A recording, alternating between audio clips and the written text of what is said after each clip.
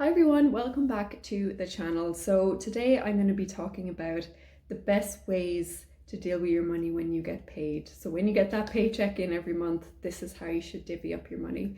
So first of all, I'm a very new channel here. I talk about personal finance.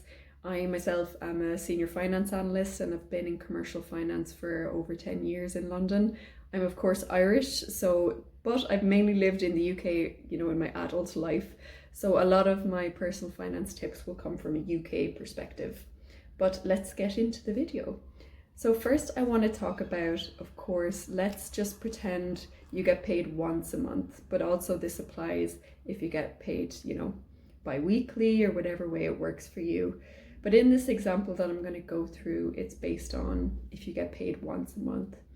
So let's say you get paid on the first of the month, £3,000, okay, that's your salary coming into your bank account, excluding taxes, okay? So the very first thing that you should really do is to pay yourself. Now, what do I mean by that? That can be quite a confusing term, but it is thrown around a lot in personal finance to pay yourself first.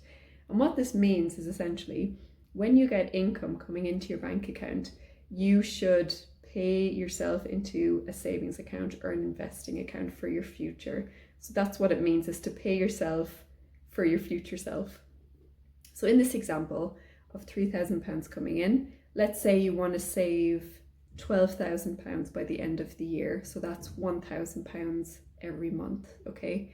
It can also be done for smaller sums, but I'm just going to use this as an example. So the very first thing you should do if you want to save £1,000 every month is to take it out at the very start. So if you get paid on the first of the month, you should have an automatic payment going into your savings account of £1,000. If you wait until the end of the month, most likely you're not going to pay it. You're not going to pay yourself that amount.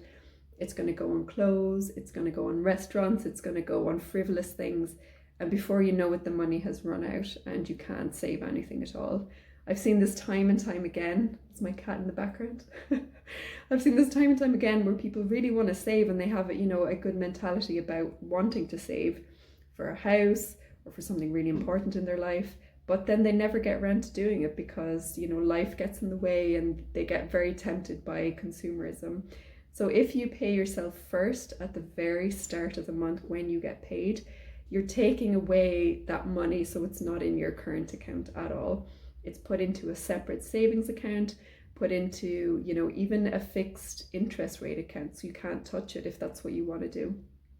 There's ways around it, but I would always recommend to pay yourself first. The next thing to do then is to really understand your needs.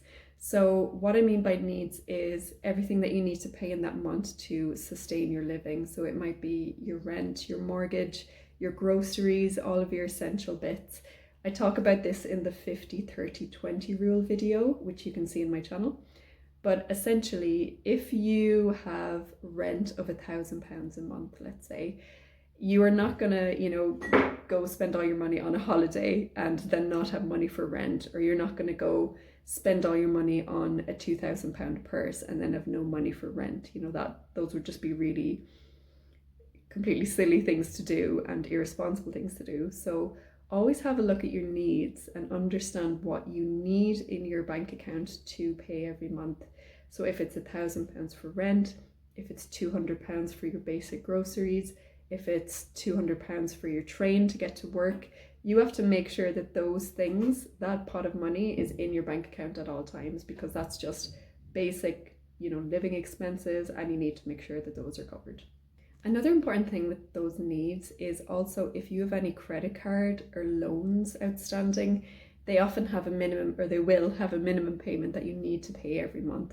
So this is also incredibly important. If you have a minimum payment of £500 that you have to pay every month, again, make sure you have £500 on top of the needs of your rent and groceries and food and everything that you pay. So really understand what money is coming in and then what money needs to go out, because if you default on that, it's really not good for your credit score. You mightn't be able to get a good rate of a loan in the future, or you just mightn't be able to get loans full stop if you really don't pay anything at all back to the banks. So it's really important to kind of understand what you owe to the bank in terms of loan and credit card, and make sure that that money is there. And then honestly, the order of doing things is I would have my wants, you know, after that. So if I've worked out in my head, okay, I want to save £1,000 this month, I do that at the first of the month, have a direct debit to a savings account, so it's completely separate in a separate pot that I don't see it.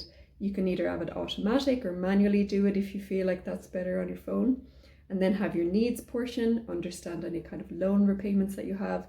And then at the end, if I'm like, oh, hey, I've got like £300 I can have as fun money, of course, use your fun money. Like, you've worked really hard that month, I'm sure, to get that money. So if you want to get your nails done, or you want to, you know, plan for a holiday in the future, those kind of things, use that fun money there, you know. And that's how I would plan it at the end of the month, is to make sure that you have money there to enjoy your life, because it's not all about work. You know, it's important that you get to do things that you enjoy and to look after yourself, and to, if skincare is your thing, use that money for skincare. Okay, it's important that it's not all just for bills.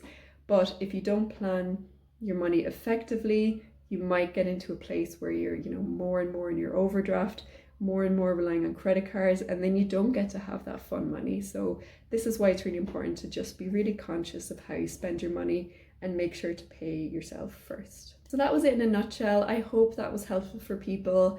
Please subscribe if you like this kind of personal finance videos. I'm incredibly new here, so I'm still learning on how to edit and how to upload videos. So if you've any tips, I'd be happy to hear them. But thanks very much for listening, guys, and I'll see you soon. Okay, bye.